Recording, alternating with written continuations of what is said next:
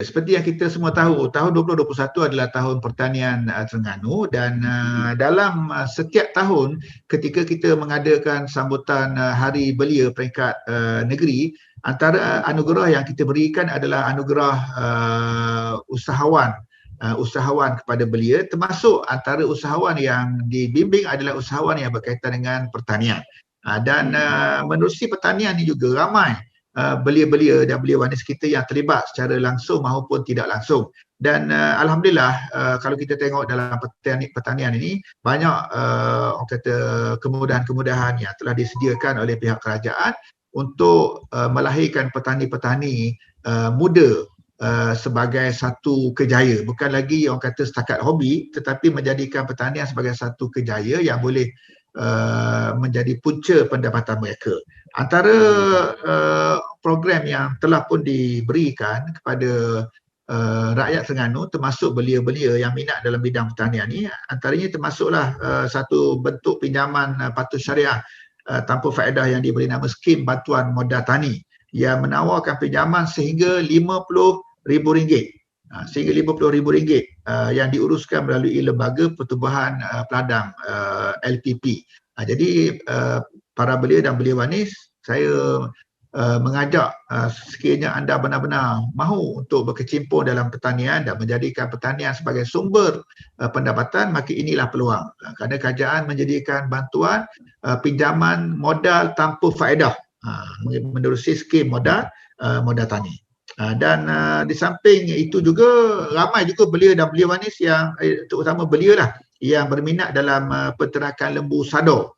Dan kerajaan juga menyediakan sejumlah peruntukan untuk projek tersebut seiring dengan sokongan daripada ECRDC yang merupakan satu syarikat kerajaan yang menguruskan isu-isu yang berkaitan dengan pembangunan lembu sado dan juga yang berkaitan dengan pengeluaran makanan untuk jaminan bekalan makanan negeri sebagaimana Pelan Strategik Pertanian 5 tahun. Jadi ini semua adalah peluang-peluang yang diberikan oleh kerajaan untuk belia dan belia wanis yang berminat dalam bidang pertanian, insya-Allah. Yang pertama, saya mengharapkan kepada para belia dan belia wanis agar walaupun dalam PKP yang sedang kita hadapi ini, kita tidaklah menjadikan PKP ini sebagai sesuatu yang menyekat apa yang kita perlu lakukan. Ya, kita ada SOP yang tertentu dan halangan-halangan yang tertentu.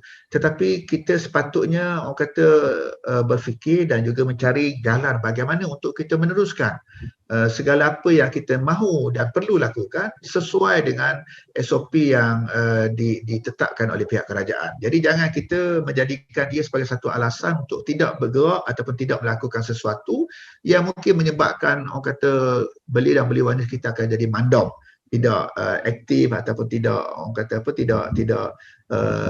tidak bersemangat, bermotivasi dan sebagainya. Kerana itu teruskan orang kata berfikir untuk menyelesaikan segala apa yang kita lakukan dengan kaedah dan juga norma baharu yang sesuai dengan peraturan dan undang-undang yang ada sekarang ini. Jadi teruskan berfikir dan jangan orang kata lupa untuk turut berkongsi dengan sahabat handai rakan taulan, termasuk dengan dengan saya sendiri pun jika mahu berkongsi tidak jadi masalah.